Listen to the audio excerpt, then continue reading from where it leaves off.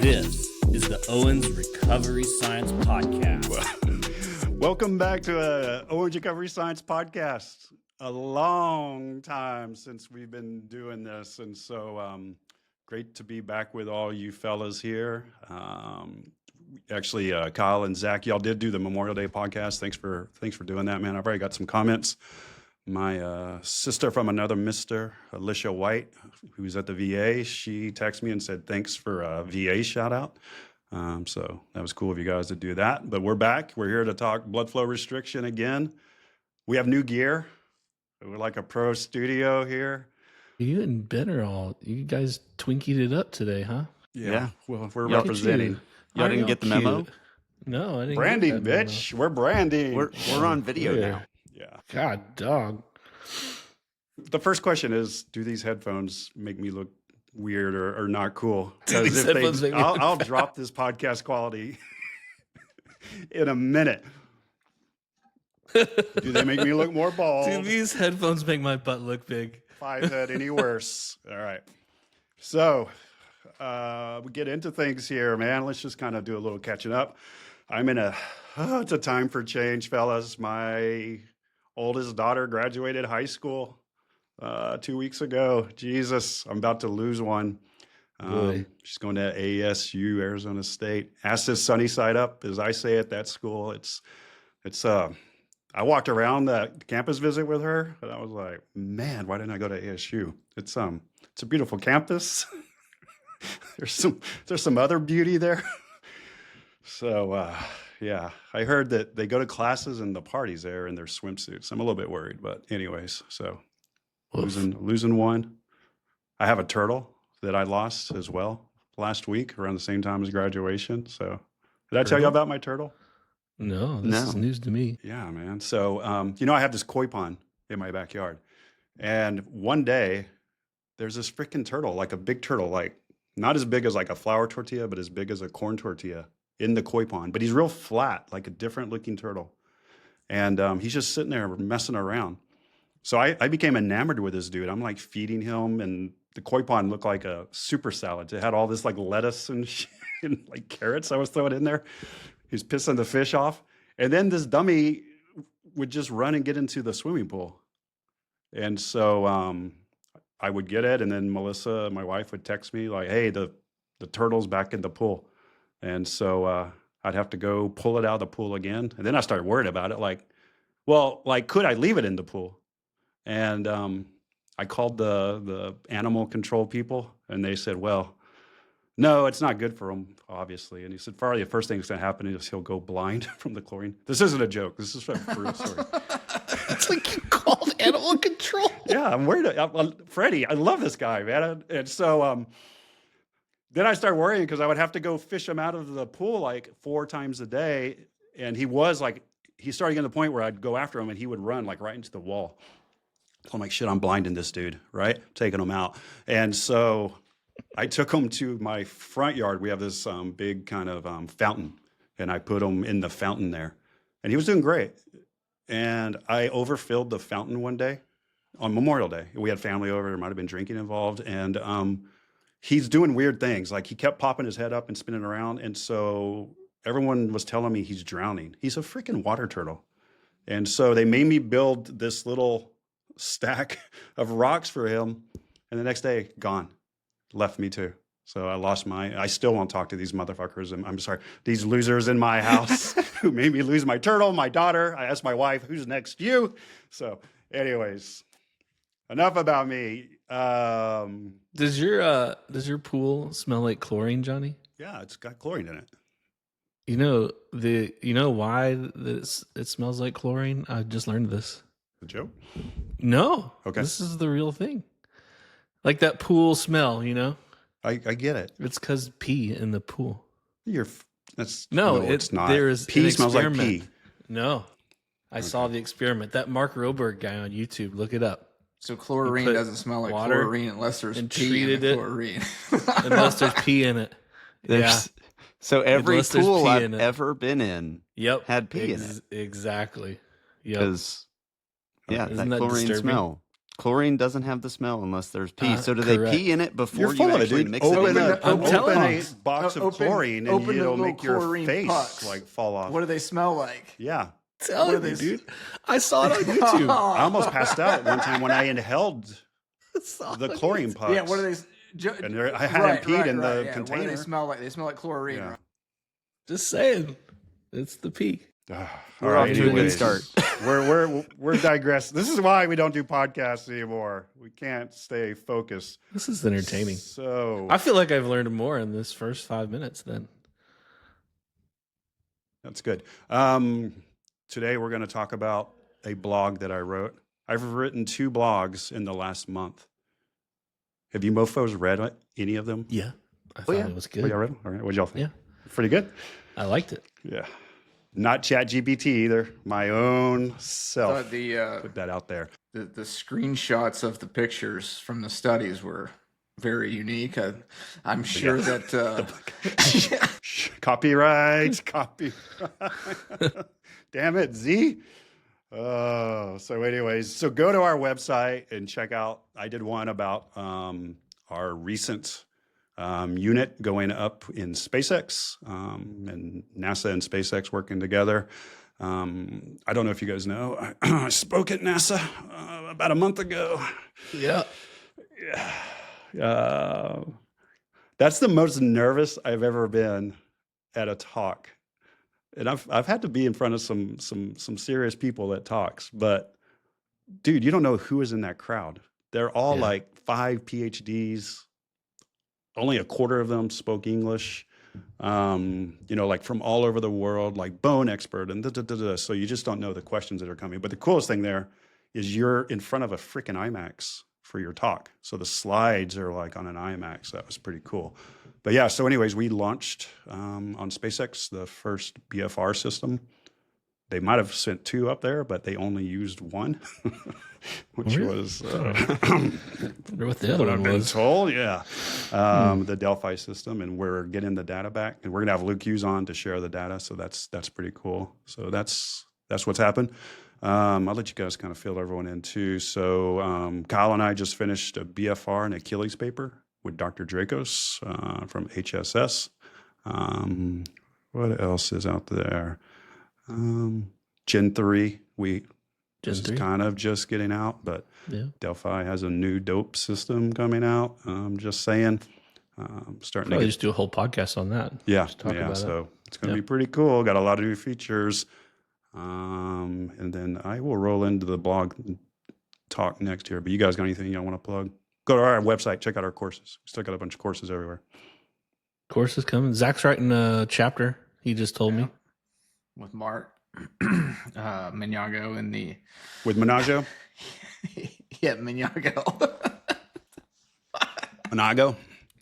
Yeah, Mark and I. No, when you say it the real Portuguese way, that's how you say it. Menaggio.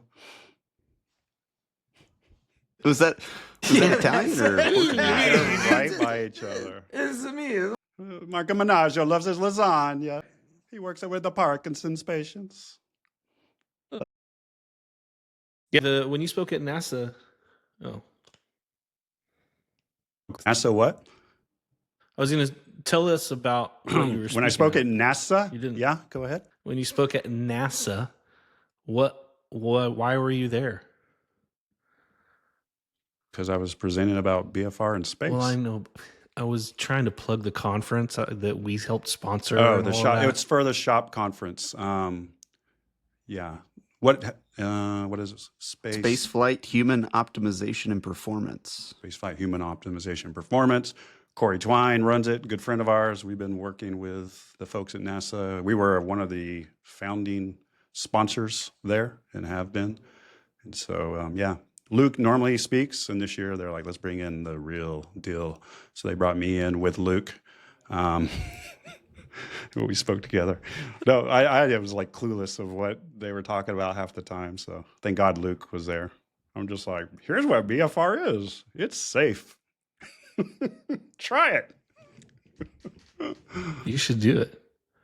But it's a cool conference. I mean, it's multidisciplinary. Yeah, no. I mean, there's probably not a more broad spectrum of expertise at that conference at any other conference that I can Yeah. think of. It's really impressive.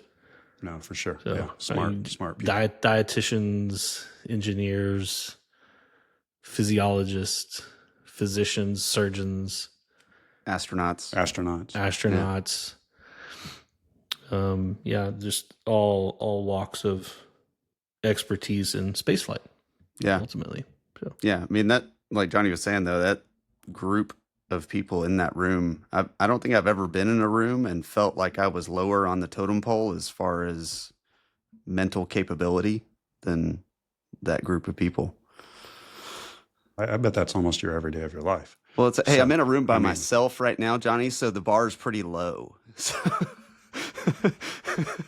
No, it is. It is for sure. Yeah. Okay. What else? Anything else going on? Zach, you spoke at AOSSM. Yeah, that was Right. back in March, I think. That's how long it's been since we freaking done this. Yeah, Yeah, man. that was good talk out there. Basically talking about trauma, and it was the limb salvage kind of special interest group. So talked there about the benefit of BFR, and it's unique to have a good perspective of the different stuff out there. I think I sent you the picture of the one guy who spoke from the University of Colorado, where they were basically on amputees with the prosthetic. They were just literally going right into the femur, versus doing Osseointegration. versus a socket or like a vacuum type system. And the one thing I mean, for folks who work with amputees, I'm sure that it's common knowledge, but the one thing I never really thought of or considered is the effect that you have up the chain, like basically into the hip, and how much it wears the hip, and then you accelerate OA into the hip, and then you just lead into total hip, and so on, whereas you don't really get that abnormal loading or those abnormal forces into the joint, and it helps preserve up the chain. So We hope. Yeah. It's still waiting to see, but yeah, it's pretty cool. That was like the Holy Grail when the war Yeah. started. It was like, dude, one day if they could just put this in the bone, and it was like, that's like Star Trek, bro. Yeah. No way. But yeah, we were us and Walter Reed were one of the first sites where they really started looking at doing that. So Yeah. it's pretty cool. It's crazy. so much like I mean, if you've ever really worked with an amputee, between them donning and doffing the prosthetic, I mean, it takes so long. Whereas with these guys, man, dude, it's just on and go. Well, the skin breakdown, and then the fatty infiltrate and the loss of the soft tissue envelope, it's just bone basically as you get older. So Zach, if you could do osseointegration and they said, we're going to make your prosthetic 3 feet tall, so it makes you 6 foot tall, would you go for it? I mean, I would. I always freak out when I mess with Zach because of his sniper background. You don't know if he's ever too far away to take a I shot at know. you, Johnny. I think that the blades that they're coming out with, I mean, I just really wonder Yeah. one day if we will get to the point where mechanically, from a mechanical advantage standpoint, that we develop a material that is far more advantageous to what our tendons are able to do. Yeah. Yeah, I mean, Temporary, and that was the whole argument with Oscar Pistorius. Yeah, right. That he had an advantage. Yeah, I mean, like that would be the deal. till he started shooting people. Of I course, mean, that was the problem. well, Well, he was fast at least. All right, man. So that's enough banter. back to chronic ankle instability. Chronic ankle. Okay, here is our podcast. So hopefully I haven't lost our whole 2 listeners. Here is my genesis of coming up with this blog. So we did the baseball winter meetings. And by the way, that's another podcast we're going to have because we got something pretty cool potentially coming out with baseball and throwing with BFR, with some research being done. Anyways, we're there, and it was about recovery and arm and blah blah blah blah blah. And then we did the NFL meetings, and it was all a lot more about recovery, but also post-surgical and things like that. And then I'm going to speak at the NBA Combine meetings a couple weeks ago, and Jeremy Lineky and I and Brittany Forbes, and Jeremy, he gets like my NASA thing.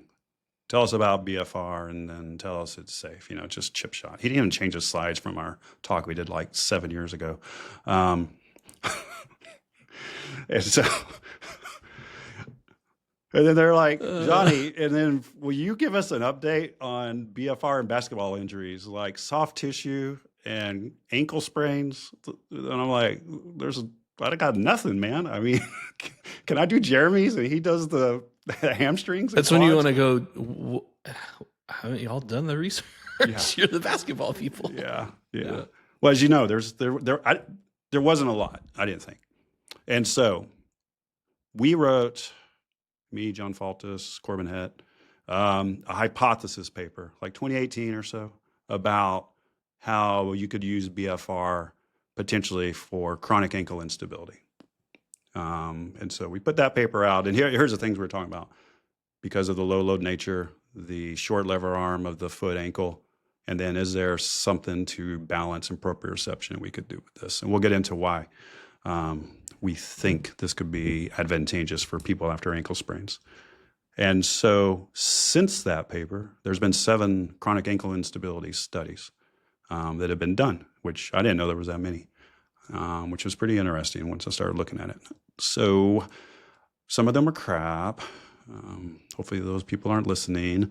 But some of them are interesting, and I think it's just going to set the stage of why this could be an intervention for something like an ankle sprain or chronic ankle instability. Here's the background then. Ankle sprains, again, for the NBA, the story, it's 25% of injuries. It's the number one injury in the NBA. That was Dr. Dracos, actually, our buddy who put that paper out about that. But people who have an ankle sprain, about 40% go on to be a chronic ankle instability person, where it's a nagging issue and they're rolling their ankles all the time. So it's a problem. Happens a lot, and it can become a chronic problem. I had a soldier who had so many ankle sprains and just dusted off his cartilage so much. They had to fuse his ankle because, we just didn't have an ankle replacement, and it just became so arthritic. So, I mean, that's kind of an extreme. So what we want to do now is get into the concepts and into these papers. So I set the stage. Do you guys have anything y'all want to add before we talk about these papers? I thought the recurrent injury rate was interesting, and how it's, basically doesn't matter gender. The recurrence is like 5%, which kind of got my brain sort of wandering a little bit on injury rates and recurrence. And supposedly because you know how, like, when you start talking gender differences, people immediately start to go into ACL because there's such a difference there. But apparently when you start talking re-injury, the gender differences just kind of go away. They're not a thing. And so it just makes me kind of wonder even more, like, well, why do women tear their ACLs more frequently? And it seems to maybe only affect ACL, not so much the ankle. I don't know. I haven't seen gender differences on the initial injury, but I didn't see anything out there. Yeah, Definitely on ACL, though. That's another podcast for sure. Yeah, for sure. Okay. Have you guys ever done this for ankle? Yeah. Acute sprains. Yeah. Acute sprains, and then people who are kind of chronic out. Yeah. That's Zach's whole story on his wife and his first son. That Axel. was a fracture. Remember, because Axel was real big. She fractured. Because your son was too big? No. Yeah. Huh? Yeah. I thought Kyle said because he was so He big. came out. Because he was so big. What, 10 Yeah. pounds? He Yeah. came out really 10 big. And pounds. so Zach was convinced that it was because his wife did BFR. Oh, the BFR thing, yeah. Yeah. That's just like Alicia. Her son was big. But no, I did it. I sprained my ankle, man, 2 roughly probably 60 hours or so before the first time I went to Montana to hunt. And man, I have pictures and a video like the pitting edema that I ended up getting. And I mean, I tell people all the time, I kid you not. That was on a Wednesday. That night, I just did heel raises and like mini squats with the cuff on. The next day, no pain whatsoever. Friday, I did hop test, everything. On Friday, I got video and pictures of this. I then flew to Montana on Saturday and I hunted all on foot, backcountry, walking. I put in probably close to 60 to 70 miles on foot in the mountain without issue. And I mean, yeah, I have pictures, video. I got pictures of my leg. It's the bruising is still there, like in my tent. But yeah, no, honest to God's truth. That would have been nice for my blog, Zach. Yeah. Pictures instead of my I screenshots got of the pictures. stolen I pictures that got I video used. like Great. legit pitting edema. That was on Thursday or Friday, and then yeah, flew to Montana Saturday morning. So definitely the pain thing we've talked about before. The edema thing I think will be interesting to talk about because we all get that question. I think enough. So interesting. Okay, so here's kind of I'm going to follow the flow of some of the way I looked at the papers and what we think. So the first one is Killinger, and it's Brian. I never can say Brian's last name right. Goetjes. Getchius. Yeah, he's a friend of ours. Has been doing some decent amount of BFR research. So anyways, what they wanted to look at was because ankle exercises are inherently always going to probably be low load if you're just isolating the ankle. Is there a way, because it's low load, you could just do BFR and see higher muscle activation and lower oxygen? So more hypoxia locally in the muscle. If you have more hypoxia in the muscle and it's working, then you inherently should start getting some of those larger motor threshold units. And here's the problem with the foot and ankle. If you try to do eversion, inversion, dorsiflexion with your stupid TheraBand, the lever is so short of the foot and ankle that you can't ever get enough leverage on it. So even if you add more TheraBand, your patients just sit there and they're doing hip external rotation almost. You just can't get like a 70-80% of a rep max probably with these TheraBand exercises. So it's inherently low load. So they put the cuffs on. They used Delphi at 80% limb occlusion pressure in this study. So it's just an acute study. Come in, do these inversion dorsiflexion exercises without BFR, and then come back another time and do it with BFR, measure EMG, and measure did you get hypoxia locally, which means you should get fast twitch. And they showed that it did increase muscle activation and it reduced oxygen content. So eversion strength was significantly higher, 5.6%, dorsiflexion 7.7%, not strength, I'm sorry, muscle activation. And oxygen levels were reduced by around 31 to 44%. Lastly, the subjects said it was hard to moderately hard when they were doing BFR. So their RPE also shows, if you use RPE scales for lifts, it was hard versus the just regular exercises. They said it was easy. So anything you guys want to add to that or any thoughts on that? Makes total sense to me. I think you were getting there with your description, but I don't know if you said it specifically that it was isometric contractions in this study. So it was 2-second hold, 2-second rest for reps that they did in the images that may or may not have been copied show the setup where they're actually showing how they set up the isometric exercise, which is, I think, pretty cool to look at how they set it up so you could easily set it up yourself. Yeah. And isometric with BFR is hard. I was doing it in Ben's office the other day with the new Gen 3, and it might have an EMG sensor with it. Spoiler alert. And just trying to get that muscle activation isometrically. Holy crap, dude. I could barely get through the first set. I was smoked when I did it. Now, it would be nice to have a dynamometer so I know like how much output I'm really doing. But yeah, it definitely wore me down. Okay. Anything else you guys want to add to that? It's pretty straightforward. Oh, that was the isometric was the main one. Because we get asked that a lot. Yeah.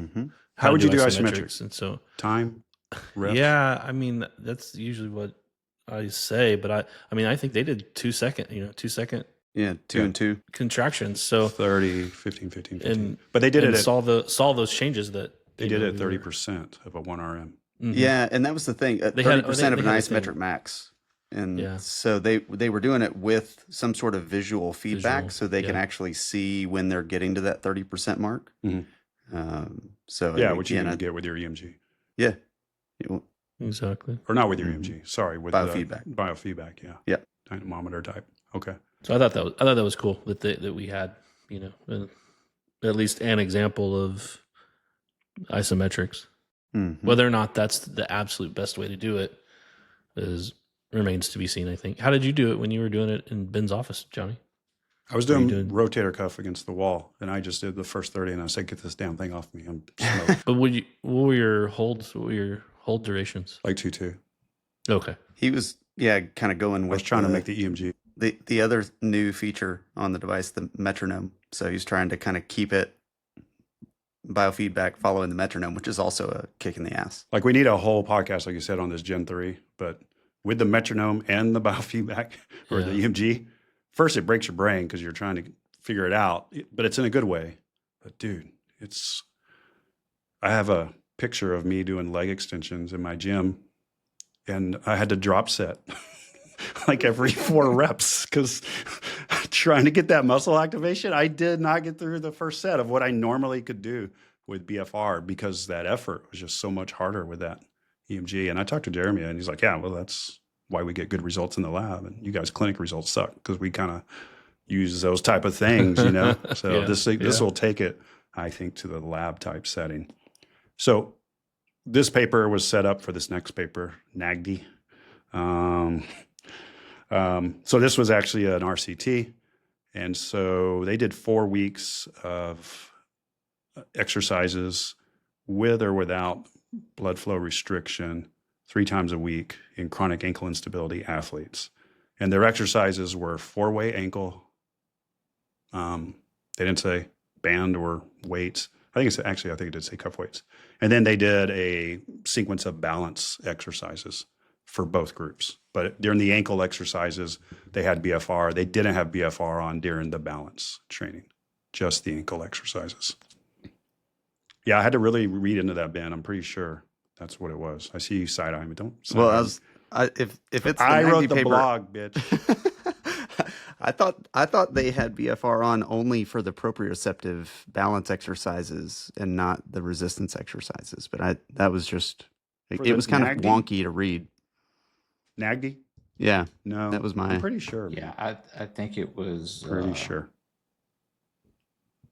Oh, sh- with resistance is yeah. I could be wrong. yeah.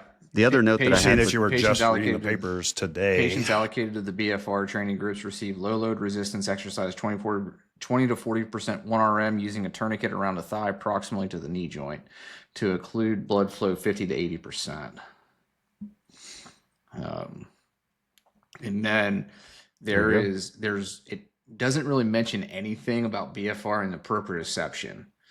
The methods were definitely a little vague in this, but they perform proprioceptive exercises for 30 minutes, 3 times a week for 4 weeks, progressing from static to dynamic. Yeah. And so, unfortunately, they only tested dorsiflexion, plantar flexion strength. So that was a problem. But they did show when they retested their strength, they had gotten significantly stronger on dorsiflexion and plantar flexion. Let's see, dorsiflexion increased 73% versus 19% in the control group. Plantar flexion increased 67% versus 27% in the control group. Part of why Kyle and I are suggesting this for Achilles repairs. And then they checked the foot and ankle assessment, the FAM, and the BFR group, which checks stability and giveaways and all that sort of stuff. The BFR group significantly improved, 24% versus the control group, which didn't, was only 13% improvement. So self-reported and stability improved, strength improved. But what we don't have is any long-term, I wish on these, could you just call them at 6 months and see if they've had any recurrent injuries? I mean, it wasn't that many, like 34 people, but okay. I think if anyone's ever tried to do isokinetic inversion, eversion, inversion on a Biodex, it's just stupid. I don't think the validity is plantar flexion is hard enough. Yeah, that's why just do isometric. So that might be why they only did. I think dorsiflexion, plantar flexion at least has some validity compared to inversion, eversion. But improved strength, improved. They're self-reported. You guys have anything y'all want to add to that one? There's another paper we'll talk about, but the outcome measure that they looked at was the foot and ankle disability index, and there was about a similar change over the same 4-week period. It's like I think it was a 14, 15 point change. So it tracks with that, that you're getting not just the strength change, but like this is actually translating to things that are relevant to the individual. Yep. The next one then, kind of my progressions of thought here, was the Burkhart paper, again from John's coach's lab. And this time they looked at balance. And then we can also look at, from their group as well, Clark looked at balance. And this is similar to their first trial where we talked about they were measuring muscle activation. They had a crossover design where you did Y balance exercises with BFR on or without BFR on. So we'll talk about the Burkhart one first. And what they wanted to see was there an increase in muscle activation in the lower extremity that you're doing balance on with BFR compared to without BFR? And with BFR, they did show a significant increase in muscle activation. It was primarily in the vastus lateralis, and it did increase quite a bit, had a really large effect size, 0.86, or a large effect size. So you really forced the quad to start working more in the BFR group.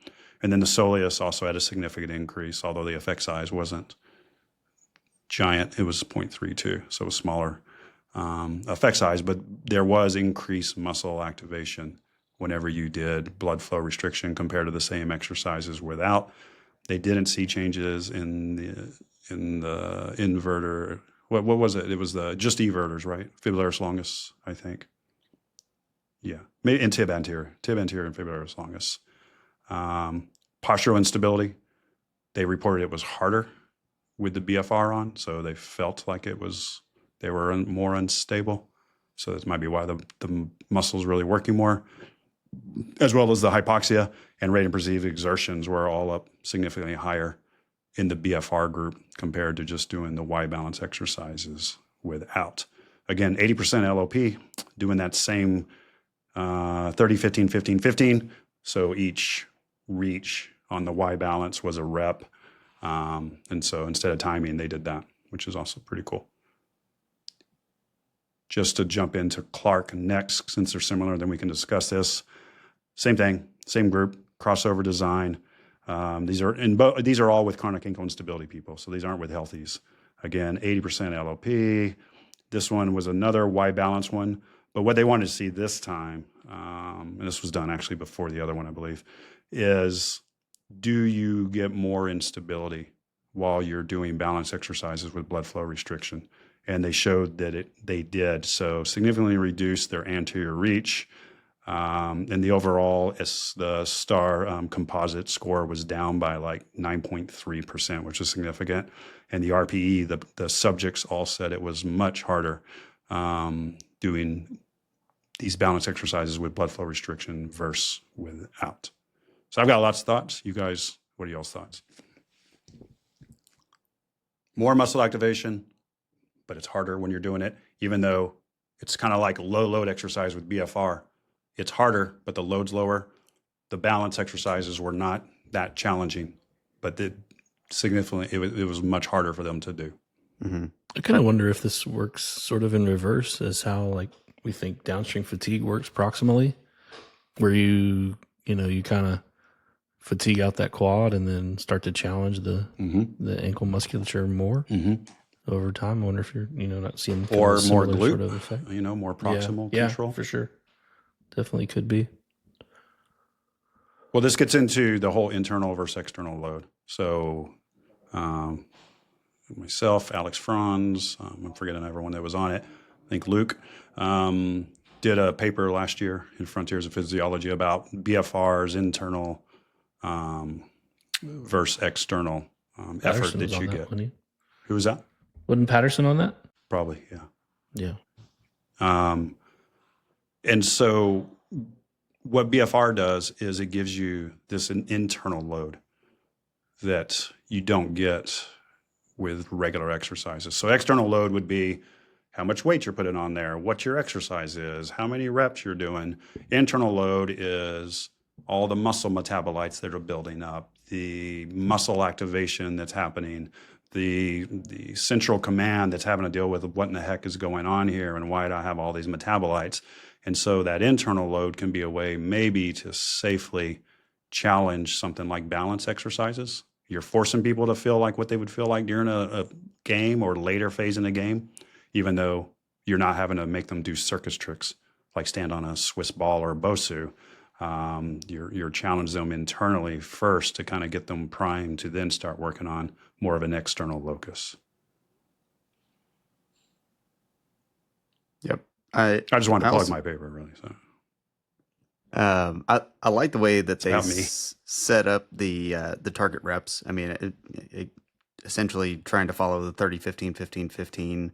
And just since they were doing these multi-directional movements and there was, 3 touch points, they just kind of broke it down that way where each touch was a rep. So you've got, the first time you're doing it 10 times through, then you've got 5, 5, and 5. Because again, like the common question that I get when people are talking about it with balance, like, can I use it with balance training? Sure. Okay, how? It's like, well, I mean, it's kind of up to you. You could do it for time.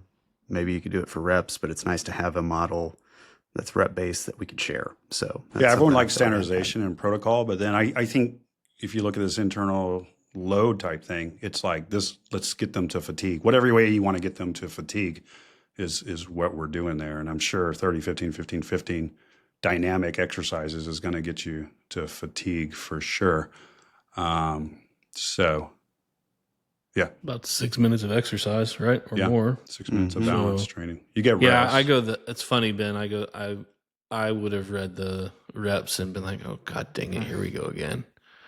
Because like when people start asking protocols, I just start thinking, I think you're missing the point on BFR entirely. You're not understanding that this is just a means of kind of, in some ways adding load because you're adding something that fatigues. And so, yeah, I would have gone more Johnny's direction, but I see your point. Could be a good thing. At least that works and does something. Yeah. It's not doing nothing. It's doing more than without BFR. Anything for you, Zach?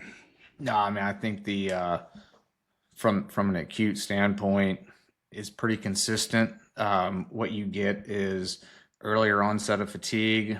You get an increase in RPE, an increase in rated perceived instability. So it lets you know you're taxing what you need to tax or what you ultimately want to address. Muscle activation increases. So from the acute standpoint, we get all that. And then now, I mean, I think it's a matter of, are we going to build from that acute standpoint? What does this translate to this individual, over a period of time? But, like laying the groundwork on, an acute session, we do see that difference, and let's, go from there. Yeah, that's, I think, just from programming, right? You get it acutely, and it's like, now I can get you in That's here, it. and I can just have you do a standing on the Yeah. ground doing maybe just static balance or a little bit of dynamic reaches, day 1 or 2 post ankle sprain. And I'm not freaking out. Like I actually re-injured a young service member, having her do too much, I think, balance wise. She rolled her ankle again. So this is a way, I think, especially if you're limited in visits, man, let's just go. You get this internal like load, and it's challenging them early on, because you probably don't get 12 visits for a sprained ankle anymore. I don't know. Yeah, I think it really ties in with, you know, how I think about BFR is you have that acute injury or whatever the acute situation is. You're limited in what you can do. How do we maximize what we want to get out of this session? Then how do we use this to progress to where we ultimately want and need to go?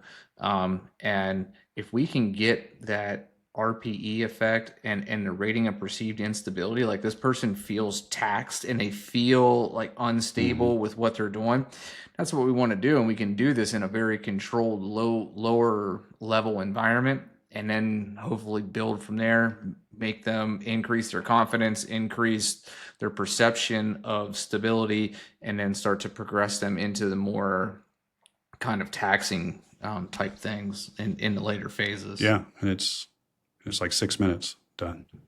Then just go. Then maybe do some functional things when you're in that fatigue state. So maybe program this where it's earlier in your treatment session. Right. Okay. The next paper, a little bit not as amazing. I've never, this name, there's no freaking way. We'll have the citations in our show notes, or go to our website and look at my blog. I have like 40 citations in it. College folks with chronic ankle instability 3 times a week for 6 weeks. They did BFR or the same exercises without BFR. And their exercises were heel raises, squats, double leg on Bosu, single leg Y balance, and then they would progress the balance exercises over time. This one showed, so anyways, they progressed that over time. They did not see changes in balance in this study, or changes, I believe, in self-reported. They did see increases in strength in the plantar flexors and the everters, even though they didn't even do any eversion exercises. And they also saw that there was an increase in cross-sectional area of the fibularis longus, but really didn't see much change other than the little bit of strength, but didn't see change in balance and didn't see change in self-reported in this one. Here's maybe one of my problems with it. They said they did 80% limb occlusion pressure and they used a pump up cuff. So I don't know if they maintain pressure with these folks. And if you want to get an internal load and your cuff is just like losing pressure over time, your internal load is probably going down as the pressure's leaking as well.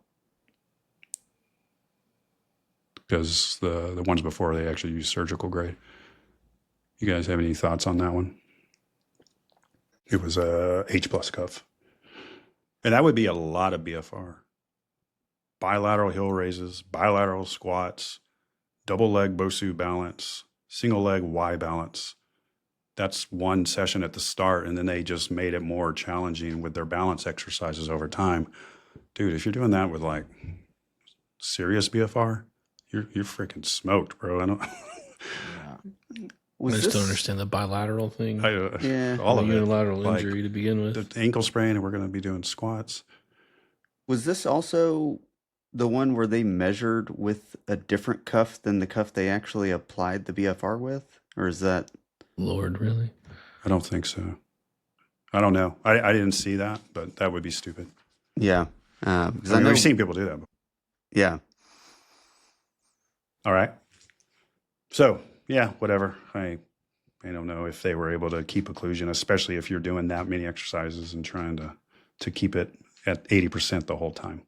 The next one, it's a little bit interesting to me. So they did ankle joint mobs for dorsiflexion in ankle sprains, chronic ankle instability, or they did ankle joint mobs without BFR. One round. Stay with me. Stay with me. And then they checked their Y balance after that one round to see if the increased dorsiflexion improved their Y balance. And it did, especially in anterior reach, which is one of the main ones you want to look at with chronic ankle instability, because they do start to lose some of that dorsiflexion. And it improved, I don't have the numbers here, but it's a 1.25 effect size. So like friggin' massive improvement if you did a MOB with blood flow restriction and chronic instability for dorsiflexion. Thoughts, fellas? Y'all Say want me that to it- do this in my 1920s voice Wait. again? Yeah. So, They saw so they, remarkable improvements in dorsiflexion. He was able to do the cha-cha-cha all night. His anterior reach was impressing the ladies. Does that make it better? Yep. I That feel like I landed better. totally understand it now. Yeah. I don't like this being recorded because while I was doing that, I could see my eyeballs were getting bigger the whole time. Okay, Kyle, you have a question. Yeah. So tell me again the groups. There was a group that got MOBs with BFR, Yes. and then the other group did what? Just got mobs. Just got no MOBs, BFR. no BFR. So there was no. It was like a mulligan, whatever. What do they Mobilization call with it? movement. yeah. and So there was WMs. no I took that. just Snags. BFR. Do you do Snags NWMs? and Snags, nags, yeah, Snags and nags. Oh, yeah, man. Matt. I had that little book. Yeah, that's a dirty I book. took that mulligan thing a long time ago. Yeah. Look, it's Yeah. probably it's all crap, but sometimes it really helps. the No, people. it's there's Yeah. I've had some I stuff think really my help wife out of that, but with her shoulder problem, I did probably an MWM, maybe a snag or a nag. It's just some of it's so wonky, like wrapping the towel. yeah. Yeah. I'm like, okay, you got that for home? Patients are like, yeah, sure. I'm going to do this one at home. Okay, so anyways, you got it, Kyle? Yeah, I've got Okay. it now. Improved. I don't remember if they measured dorsiflexion, which you would hope they would. I didn't see that. But it significantly improved their anterior reach. So I don't know. Maybe if you've got a acute ankle or a chronic ankle and you want to restore dorsiflexion, I will say this. My wife had a frozen shoulder.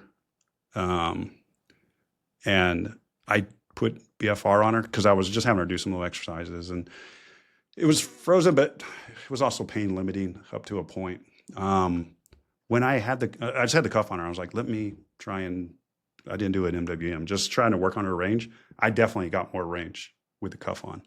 And it's probably like the hammer on your thumb with the headache. Like she's probably like, all I feel is this stupid cuff and everything. But I was able to get more range when she had the cuff on. So So. back to what I was saying when I sprained my ankle and I did standing Oh, it always comes Well- back to your well, little ankle.